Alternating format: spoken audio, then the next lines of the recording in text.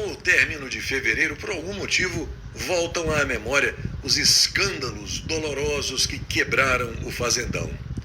Mensalão, Petrolão, CPI dos Correios, rombo deficitário das estatais, Eletrobras, o caso BNDES, que emprestou dinheiro e recebeu charutos como garantia, a Operação Lava Jato, o bando Master, o roubo do INSS.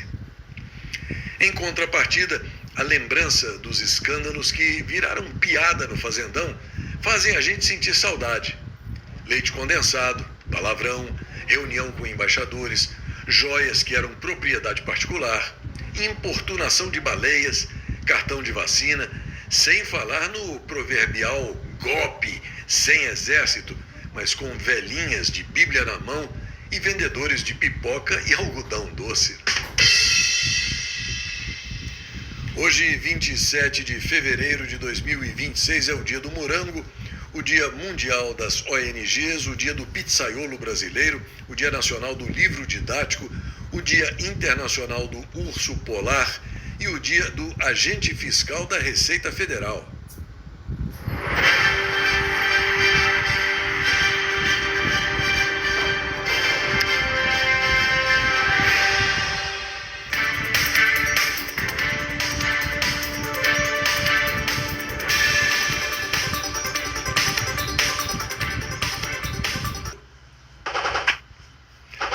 O CL News de hoje começa com o noticiário internacional e deixa o resumo da imundície do esgoto político-policial do Fazendão para mais adiante, por causa da extrema gravidade da situação no Oriente Médio, com um resumo do noticiário veiculado pelas redes sociais.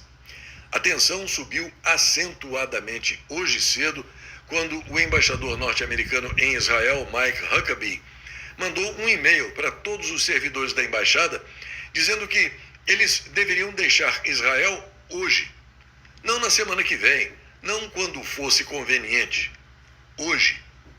A medida, segundo o portal Conservatism and Elegance, foi autorizada pelo secretário de Estado Marco Rubio. Quando um embaixador diz a todo o pessoal para deixar o país, ele não está gerenciando o risco, ele está afastando todo mundo da área da explosão. A partida autorizada é a penúltima medida numa crise. O único patamar acima nessa escadinha, é a partida ordenada, a retirada obrigatória. A China também determinou que todos os cidadãos deixem o Irã imediatamente. Segundo o Conservatism and Elegance, ninguém sabe ao certo o que o presidente Trump vai fazer. O fato é que a sucessão de eventos é muito significativa. Na quarta-feira, 25, em Genebra, 6h30 de conversações. O Irã não aceita o enriquecimento zero permanente. Os Estados Unidos não aceitam nada menos do que isso. Ontem, quinta-feira, 26, um verdadeiro vespeiro de aviões de combate se mobilizou na direção do Oriente Médio e Israel carrega 11 toneladas de bombas em cada Raptor norte-americano. Hoje, sexta-feira 27, o embaixador norte-americano diz para todo mundo cair fora. Ou seja, na quarta você negocia, na quinta você arma, na sexta você esvazia a própria embaixada. Enquanto isso, a Índia também já disse aos cidadãos indianos que saiam do Irã. A Alemanha disse aos cidadãos em Israel para que eles se preparem para o fechamento do espaço aéreo. A embaixada norte-americana em Beirute começou a ser esvaziada. A realidade é que todo mundo que tem acesso a informações confidenciais está indo na mesma direção, que é a porta de saída. Hoje, não na segunda-feira, não depois das conversações em Viena. Hoje, sexta-feira, 27 de fevereiro. As pessoas que sabem o que vem por aí não estão esperando para ver, elas já estão dentro dos aviões. Enquanto isso, um detalhe chama a atenção. O porta-aviões Gerald R. Ford está afundeado ao lado de Israel, mas poucos procuram saber o motivo. Esse é o maior, mais caro e mais poderoso navio de guerra já construído pela humanidade. 333 metros de aço nuclear, 13 bilhões de dólares, capaz de lançar 90 aviões de combate. Ele poderia muito bem estar no coração do Golfo Pérsico, onde poderia pulverizar alvos iranianos em poucos minutos. Ele poderia estar no Mar Arábico, ao lado de outro grupo de porta-aviões norte-americano, o Abraham Lincoln, pronto para uma ofensiva relâmpago. Mas não, ele está exatamente ao largo de Haifa, Israel, bem na rota de qualquer míssil balístico ou enxame de drones que o Irã decidir lançar contra Tel Aviv ou Jerusalém. A jogada é espada e escudo. 2 porta-aviões, 2 missões completamente diferentes. Enquanto o Abraham Lincoln fica no Mar Arábico, carregado até a alma com Tomahawks e F-35s prontos para atacar, o Gerald R. Ford assume o papel de escudo vivo. Não é redundância, é arquitetura estratégica. 2 grupos de porta-aviões operando simultaneamente com funções opostas. Os observadores dizem que a última vez que a Marinha norte-americana fez algo parecido foi no Pacífico em 1945.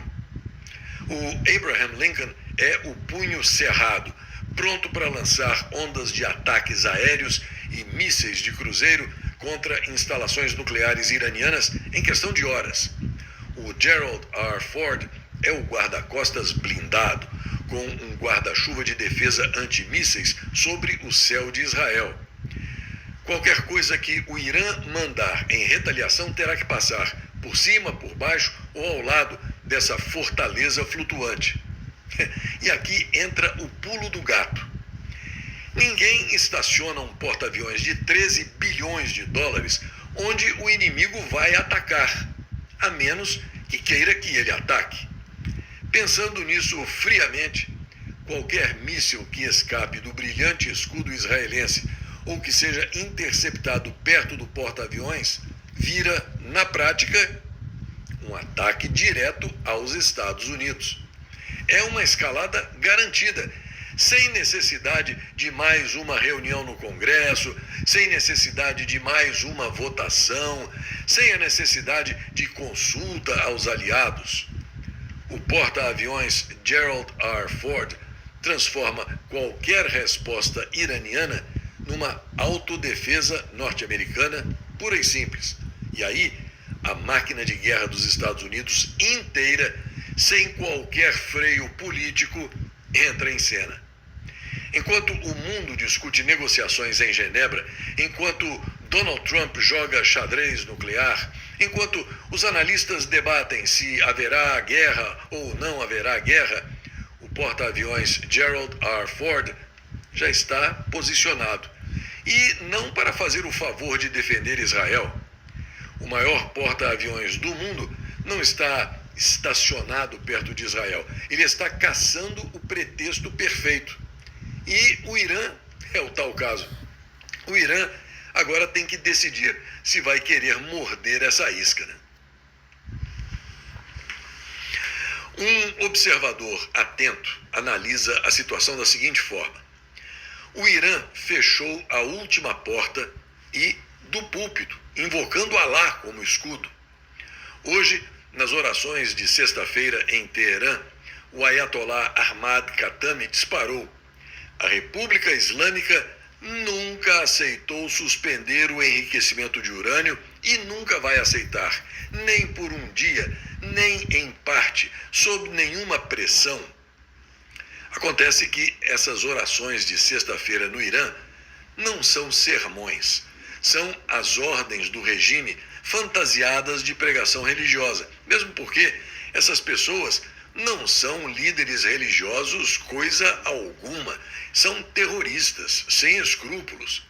E quando um clérigo dessa cúpula mafiosa declara que o enriquecimento de urânio é intocável, ele não está falando com os fiéis, ele está transmitindo a linha dura do Zé Turbante Supremo Khamenei pelo canal que torna qualquer recuo um ato de traição pública.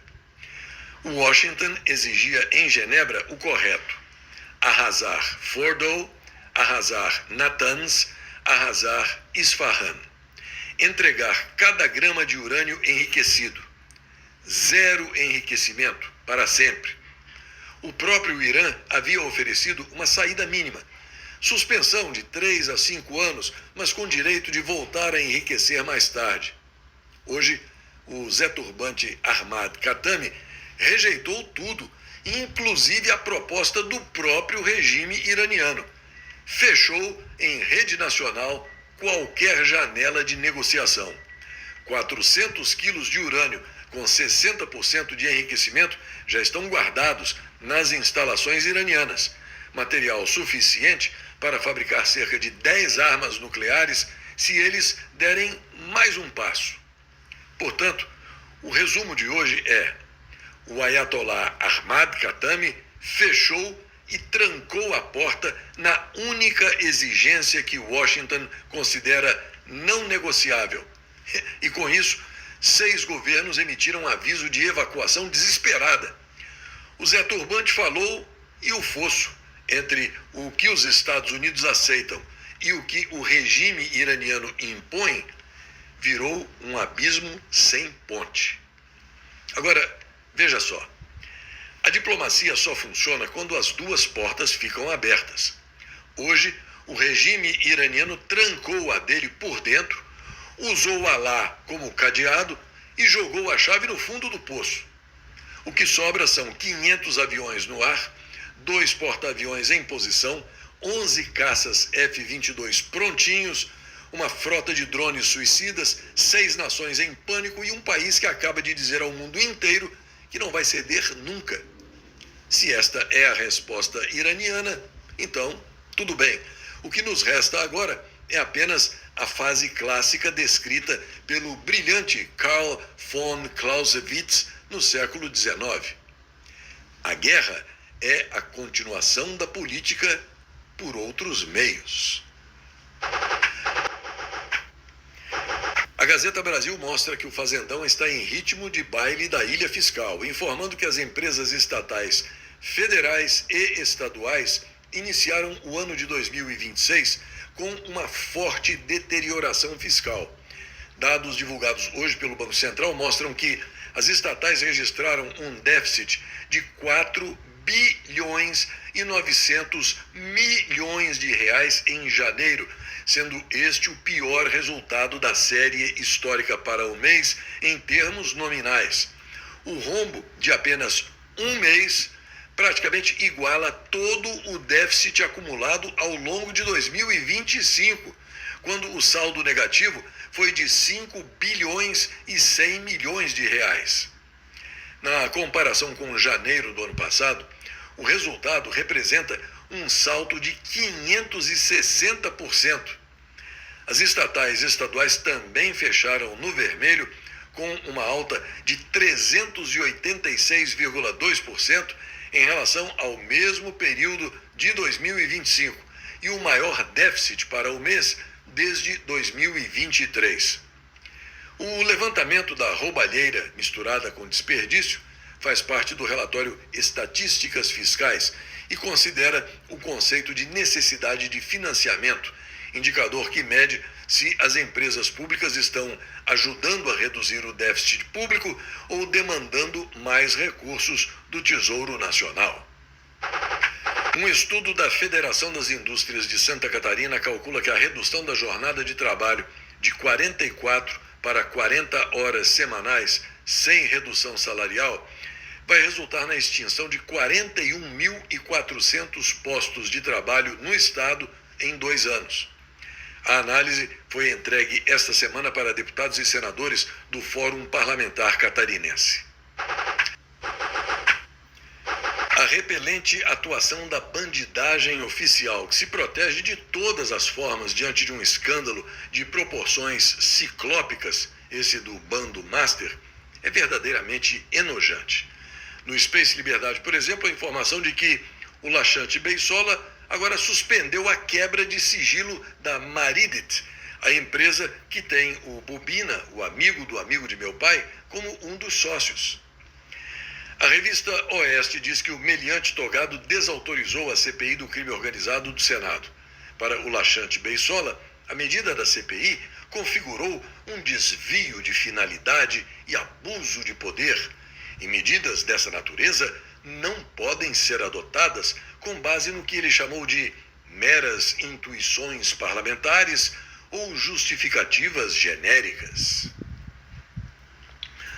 No Space Liberdade, a notícia de que Davi Narcolumbre, o atual presidente do Senado, quer suspender a quebra de sigilo do filho do atual ocupante do Planalto, lá na CPMI, mas que o meliante togado, terrivelmente crente do pé quente, já determinou que os dados sejam entregues à Polícia Federal.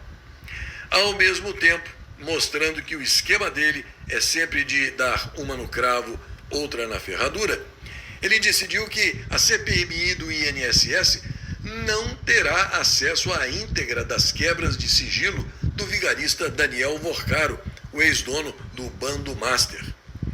O meliante togado terrivelmente crente do pé quente também autorizou o depoimento do vigarista Daniel Vorcaro na Comissão de Assuntos Econômicos do Senado, marcado para o dia 10 de março. Na decisão, ele ressaltou que a transferência de Vorcaro ficará condicionada à manifestação prévia, formal e inequívoca do indivíduo quanto à opção positiva dele de comparecer à sessão.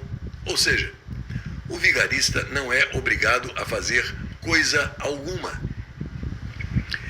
Na revista Oeste, a informação de que subiu para 5 o número de possíveis vítimas de abuso sexual atribuídas ao desembargador de nome islâmico, que absolveu outro dia um sujeito de 35 anos que abusava de uma garotinha de 12 anos, dizendo que existia um vínculo afetivo consensual entre os dois. Uma decisão que ele reverteu depois de uma grita geral. Agora, o Space Liberdade informa que a Polícia Federal fez uma operação contra o simpatizante de relacionamento íntimo entre adultos e crianças e que o Conselho Nacional de Justiça determinou o afastamento dele das funções. Agora, relaxe e acompanhe este vídeo, que é um verdadeiro serviço de utilidade pública, ou, se você preferir, uma pequena aulinha de atualidades no curso de Moral e Cívica.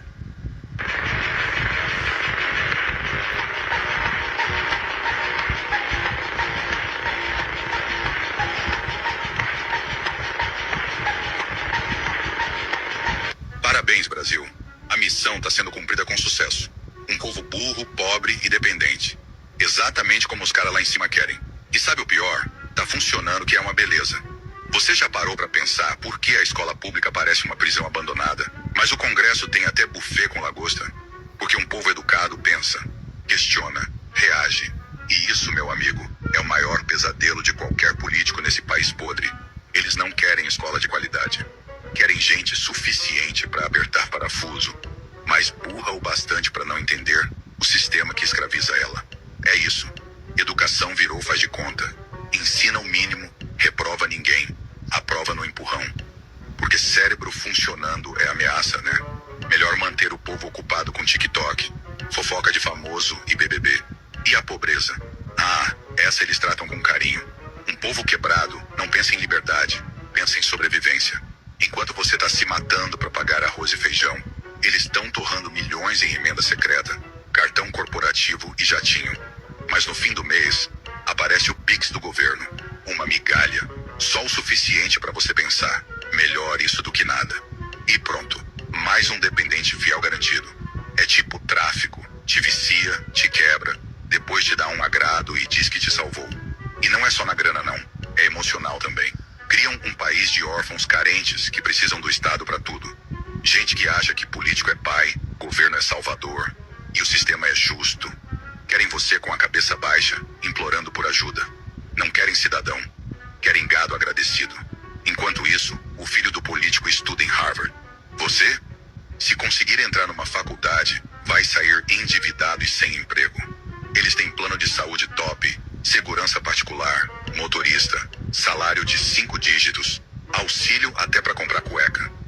você morrendo em fila de hospital, pegando ônibus lotado e dizendo graças a Deus quando o auxílio pinga na conta. A verdade? Eles não estão nem aí pra você. Te querem burro pra não entender, pobre pra não ter opção e dependente pra não sair da coleira. Você não tá em crise. Você tá sendo mantido assim de propósito. Enquanto a gente não entender que o inimigo não é o vizinho, nem o pobre, nem o rico, mas o sistema que transforma a gente em zumbi, nada vai mudar. Ou você acorda, ou continua sendo mais um peão no tabuleiro deles. E aí vai continuar servindo de escada pros mesmos vagabundos subirem? Acorda, porra. O Brasil só vai mudar no dia que o povo parar de aceitar migalha e começar a exigir respeito. Eles têm o poder porque a gente entrega, mas o poder de verdade ainda tá aqui, na nossa mão. Se a gente quiser, essa farra acaba, mas tem que querer de verdade. Uma pesquisa está apontando novas causas para o fim dos maias. Análises climáticas e evidências arqueológicas sugerem que uma série de eventos ambientais severos, uma espécie de apocalipse ambiental, poderia ter influenciado no declínio dos maias. Semana praticamente encerrada, mês quase chegando ao fim e esta edição está terminando. E eu aproveito para agradecer mais uma vez a você, dessa grande família patriota que tem me prestigiado ao longo desses anos, além de convidar você a se inscrever no YouTube e a acompanhar o Jornal dos Jornais, transmitido ao vivo todas as manhãs, além do CL News e do segmento de orações, publicados no começo da noite. Além do YouTube, você pode ter acesso a tudo isso pelo meu website, que é ainda mais seguro. O link é esse aí, ó, clnewsoficial.com. Acesse e guarde nos favoritos do seu navegador. Ah, e mais uma coisinha. A inteligência artificial é uma arma perigosa, mas que produz resultados muito curiosos que fazem a gente sonhar, como este, por exemplo.